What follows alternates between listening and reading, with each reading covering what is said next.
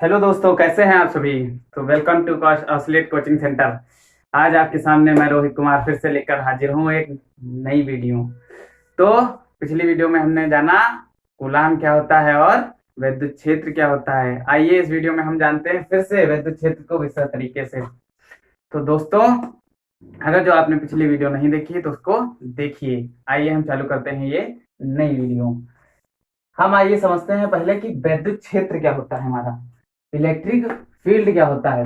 तो आइए देखते हैं किसी विद्युत आवेश बच्चों आपको क्लियर हो चुका है। पिछली वीडियो में मैंने विधिवत बताया है कि आवेश क्या होता है, तो वो बिल्कुल आपको क्लियर है। आइए आगे चलते हैं। विद्युत आवेश के चारों ओर का वह क्षेत्र जिसमें कोई अन्य आवेश आकर्षण या प्रतिकर्षण बल का अनुभव करता है, विद्युत क्षेत्र या विद्युत बल क्षेत्र कहलाता है। ठीक, अब मैंने इन दोनों को मार्क क्यों किया बच्चों? क्यों? जब सेम प्रकार के आवेश होंगे, समान प्रकार के आवेश होंगे तो क्या होगा? रिपल्सन होगा, यानी प्रतिकर्षण होगा। और जब विपरीत प्रकार के आवेश होंगे, यानी अदर टाइप के होंगे, अपोजिट, तब आकर्षण बल होगा, यानी अट्रैक्शन फोर्स लगेगा। अब आइए हम समझते हैं। मान लीजिए आपका ये कोई चार्ज है। क्या है? ये कोई चार्ज है। तो इस चार्ज के कारण क्या होगा? इसका प्रभाव चारों तरफ रहेगा। रहेगा कि नहीं रहेगा बच्चों? रहेगा ना। तो जब इस चार्ज के कारण चारों ओर का प्रभाव क्षेत्र रहेगा और कोई दूसरा आवेश, मान लीजिए कोई दूसरा आवेश हम ला रहे हैं ये, तो बच्चों यहां जब लाएंगे तो क्या इस पे कोई फर्क पड़ेगा? नहीं पड़ेगा। कोई बल लगेगा? नहीं लगेगा। लेकिन जब इससे एक निश्चित दूरी पे लाएंगे तो क्या होगा? इस पे एक बल कार्य करने लगेगा। अगर जो सेम प्रकार के ये होंगे तो रिपल्सन प्रतिकर्षण लगने लगेगा। अगर जो अपोजिट टाइप के होंगे तो क्या लगेगा? आकर्षण लगने लगेगा। तो जहां से ये बल कार्य करना चालू कर देता है वहीं से इसका क्या चालू हो जाता है? क्षेत्र। और उसी को क्या कहेंगे? वैद्युत क्षेत्र। जब तक कोई अनुभव नहीं करता है तब तक वो विद्युत क्षेत्र नहीं माना जाता दोस्तों। तो आइए इंग्लिश में हम लोग फिर से एक बार समझ लेते हैं। An electric field surrounds, surrounds तो जानते ही आप। An electric field surrounds an electric charge. बच्चों ये चार्ज गलती से छूट गया था तो ये छोटा छोटा लिखा है, आपको दिख रहा हो, मैं बोल रहा हूँ। चलो सर, तो बच्चों हम लोग क्या समझ रहे थे?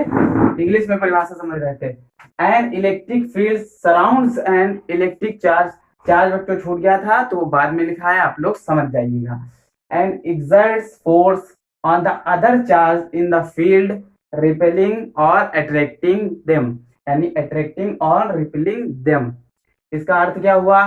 कि वह क्षेत्र जहां पर कोई दूसरा आवेश क्या करने लगे? आकर्षण या प्रतिकर्षण बल का अनुभव करने लगे, वही हमारा क्या हो जाएगा? वैद्युत क्षेत्र। इसको दूसरी भाषा में क्या, इसका दूसरा नाम क्या जानते हैं हम लोग? वैद्युत बल क्षेत्र। वैद्युत बल क्षेत्र भी इसको बुलाते हैं। इसका घर का नाम क्या है? वैद्युत बल क्षेत्र। बाहरी नाम वैद्युत क्षेत्र है। ठीक है।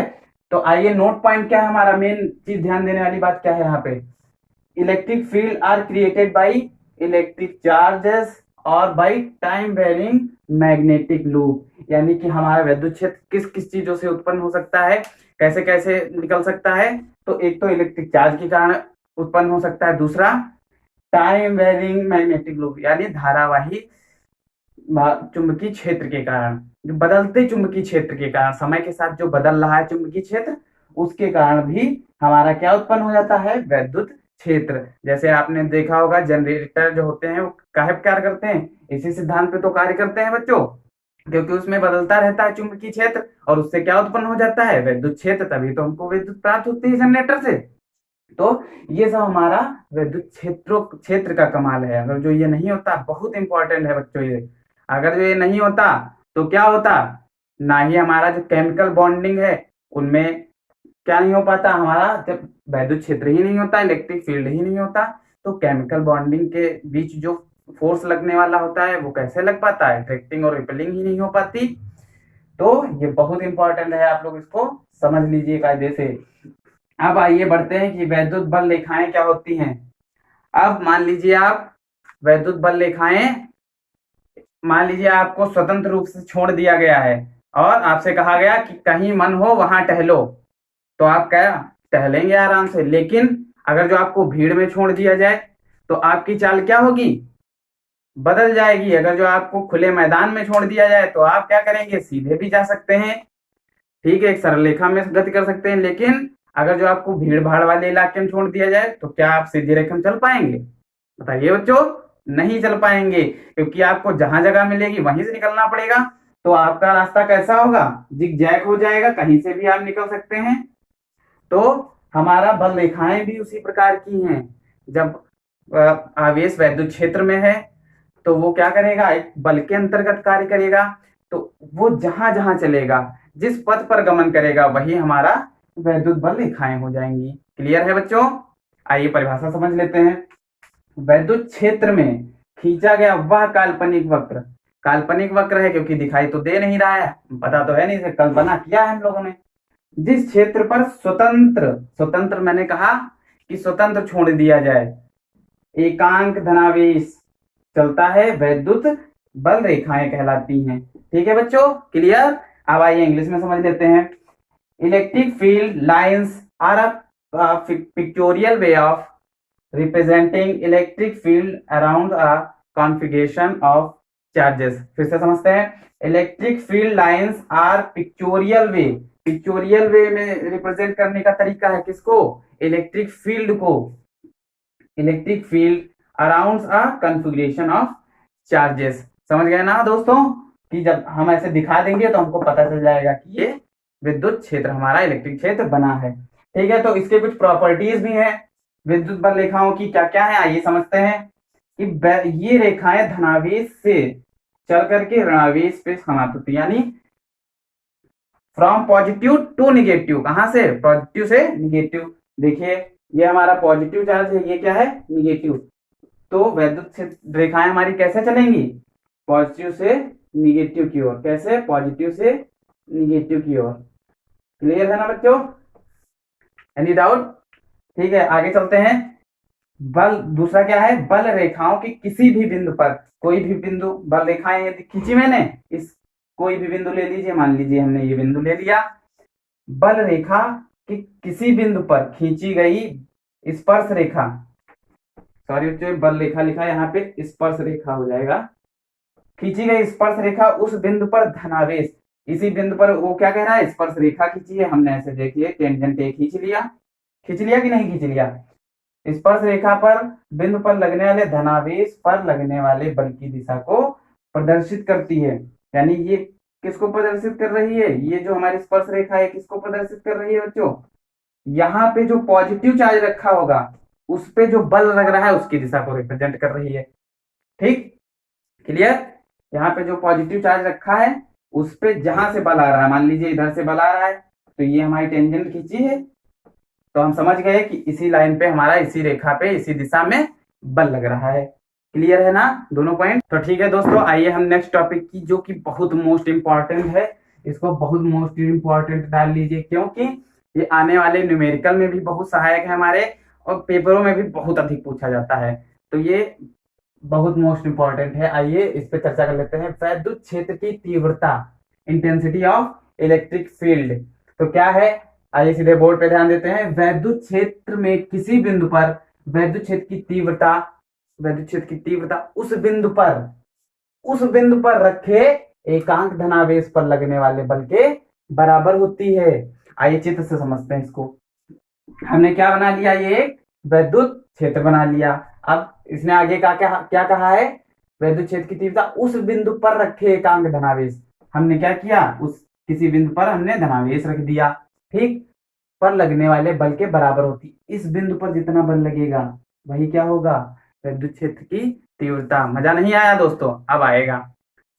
मान लीजिए एक कमरा है जिसमें लिमिटेड लोग आ सकते हैं, यानी कि सीमित व्यक्ति आ सकते हैं, उसमें बढ़िया मोटे ताजे लोग भर दिए गए, और आप क्या हैं, दुबले पतले हैं भैया।